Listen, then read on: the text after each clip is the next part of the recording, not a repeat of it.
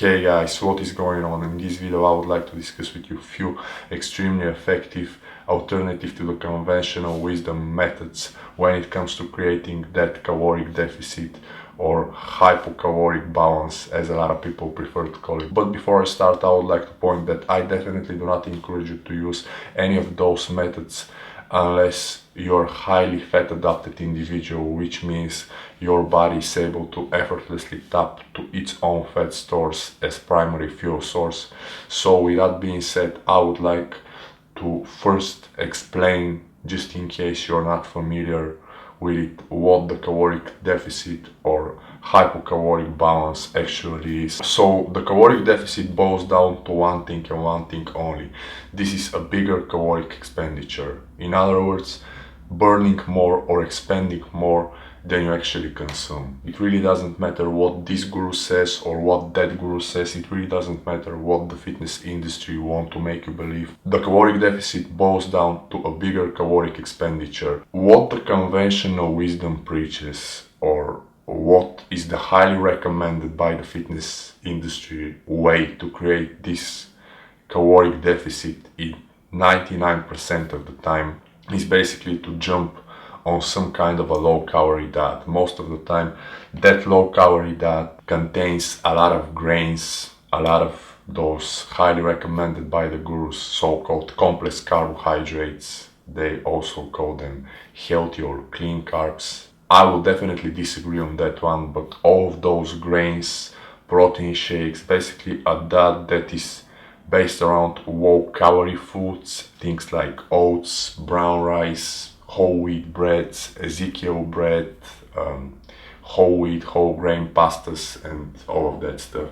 So here I believe is the right place to also point that all of those diets, they work extremely well. Like, don't get me wrong, you're gonna be able to get shredded to the bone if you use that type of a diet and you stay on a caloric deficit. But on the other hand, those types of diets, especially the grains and the protein powders and the poor quality meats, the isolated protein sources such as the cheapest lean chicken breast or the cheapest tuna, those foods, especially the grains and the shakes that contains plenty of aspartame and all that stuff, massively affect my brain performance. They massively affect my mood throughout the day.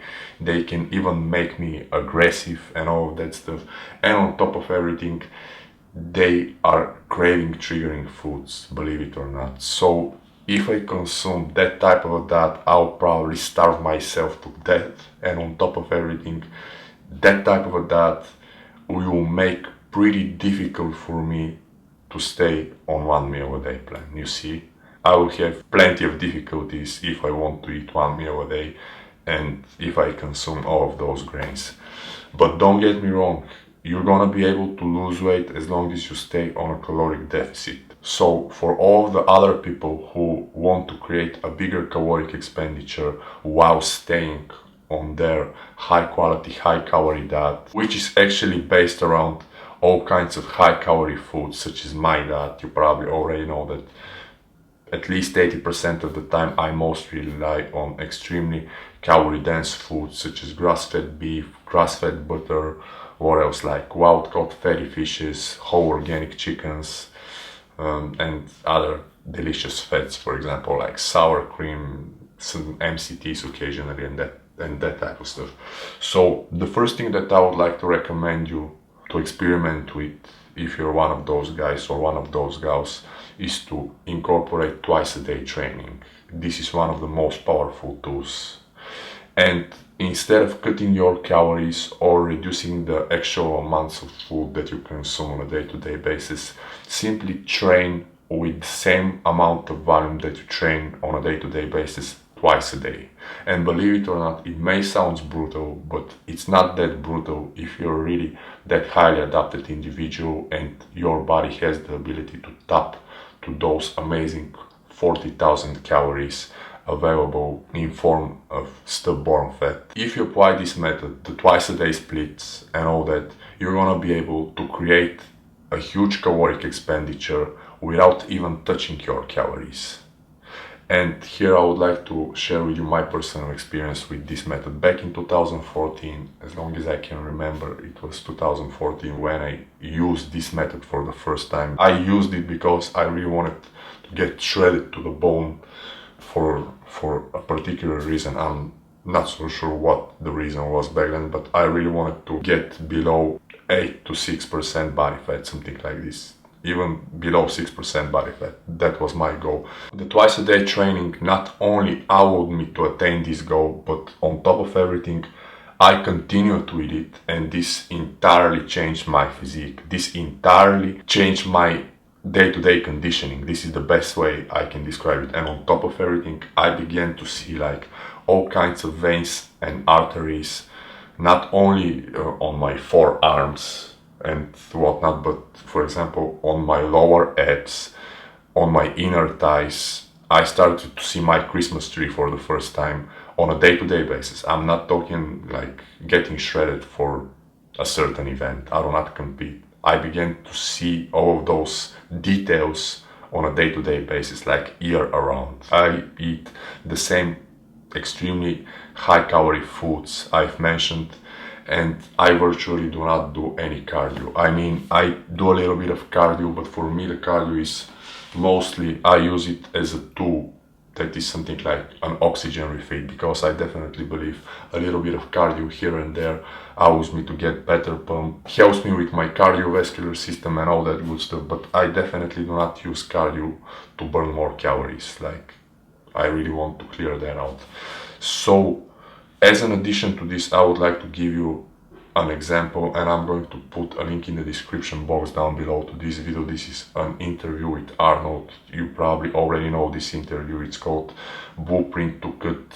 And in this interview, Arnold explains basically the same thing. He explains that in order to get in shape for a show, he would increase the total volume. You see, instead of doing like 20 sets per body part, he would do, for example, 40 to even 50 sets of body part or something like this. And you probably already know that Arnold splits are based around twice a day training. And another example that I would like to give you, because I'm extremely inspired by this guy, Serge Nubret, and his whole acting career in France, and his 1 meal a day eating and twice a day training. This is Serge Nubret. You probably already know about Serge Nubret. His 1 meal a day eating only high calorie foods, like 6 pounds of red meat, as long as I can remember, a little bit of white rice, or 6 pounds of horse meat on one sitting, and twice a day training. And if you Google this out, you're gonna be able to find out that Serge Nubret was not a proponent of dieting. Serge Nubret was not a proponent of cutting calories. It was mostly about increasing the total volume, increasing the intensity, and simply training more in order to create that caloric expenditure that I'm talking about. So I hope that makes sense. The second thing that I would like to encourage you to try, again, I would like to point out that I definitely do not encourage you to do this unless you're highly adapted to the ketogenic state individual. So the second alternative to the conventional wisdom technique that I would like to recommend you is to incorporate 48-hour fasts. I know this probably sounds even more brutal than the previous one, but it is extremely powerful and extremely beneficial at the same damn time, you know. So there are several main reasons why those prolonged fasts, for example the 48-hour fasts I'm talking about, are extremely beneficial. So the first one is probably obvious to most of you, and this is the fact that they will definitely trigger rapid fat loss. Since you are already into the ketogenic state, they will definitely force your body to use the already stored fat even more. But the other important benefit, it is a process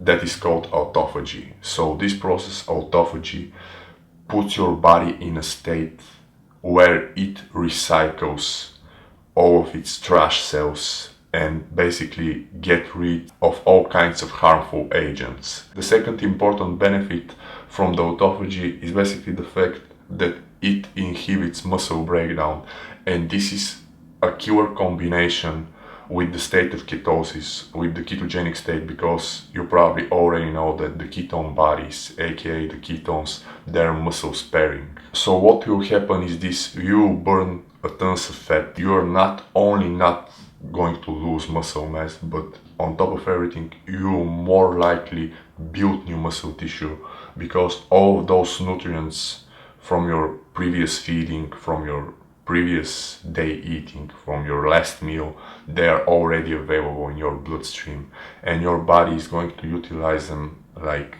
nothing else, believe it or not. And this is exactly what happens after I do a 48-hour fast. As an addition to this, I would like to give you an example with the amazing Mohammed Maccabi. You probably already know who Mohammed Maccabi is. He's a legendary bodybuilder from the golden era. This is hands down one of my favorite physiques, one of the best physiques in the history, next to Arnold, Serge Nubret, Dave Draper, who else? Steve Reeves, Vince Gironda, those guys. So first of all, he's been on a bodybuilding ketogenic diet that contained only meats and fishes. No eggs, no carbs, no other fat sources, only meats and fishes. But prior to a show, he's been fasting for the week that is actually the week prior to a show, the week prior to his competition, in order to bring that crispy conditioning, like this crazy vascular crispy conditioning. He's been using extreme intermittent fasting for a week, relying only on desiccated liver tablets, BCAAs and aminos. You can also Google this one as well. So here I definitely do not encourage you to do a whole week of fasting, because I do not believe this is that optimal. You see, on top of everything, you're not going to compete, but one 48-hour fast during the course of the week and keeping your maintenance of calories, maintenance of delicious calories from high quality fats and proteins will definitely allow you to create that weekly caloric deficit. You see, there are plenty of ways to create the bigger caloric expenditure, as long as you're willing to think out of the box, and of course as long as you're not scared and you do not have any fake beliefs, and of course as long as you're willing to put in work. Here I would like to point something that is more from a psychological standpoint, and the reason for this is because I do believe plenty of people out there can relate to this. So let's just think about it like that.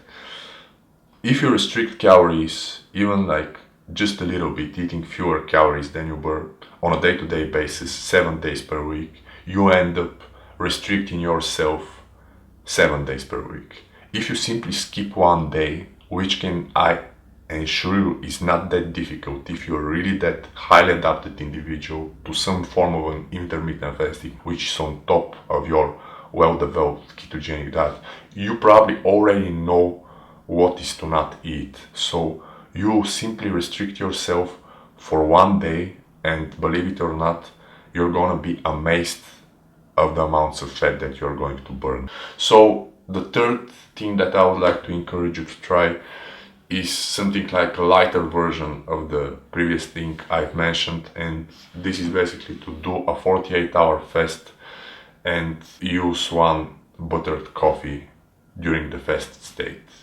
preferably later during the day. I will not encourage you to use the MCTs. Stick with the butter and the coffee, or simply have some butter if you're not proponent or fan of the idea of buttered coffee. So yeah guys, this is basically everything I wanted to share with you in this video. I hope you find the video helpful. The thing that I would like to make you to remember from this video is this: there are plenty of ways to create this caloric deficit, hypocaloric balance, and this bigger caloric expenditure. It really depends how you prefer to call it. The low calorie diet with the grains is just one way. There are plenty of ways that will allow you to create the caloric deficit and actually stick with it and be able to enjoy every aspect of your day. So yeah guys, this is basically everything. Just in case you want to find out more, I'm gonna put a link in the description box to an article I just wrote and this video is basically related to this article. So if you click on the link in the description box down below, you're gonna be able to visit the full blog post on my website with this video and the whole article, that is PETEONTHEBEAT.com. So yeah, this is basically everything. I would like to thank you for watching this video. Please stay tuned for more. Have a nice one, and keep eating one meal a day plan, keep making those gains, and good work figuring out what is the right method for you to create this bigger caloric expenditure. Peace.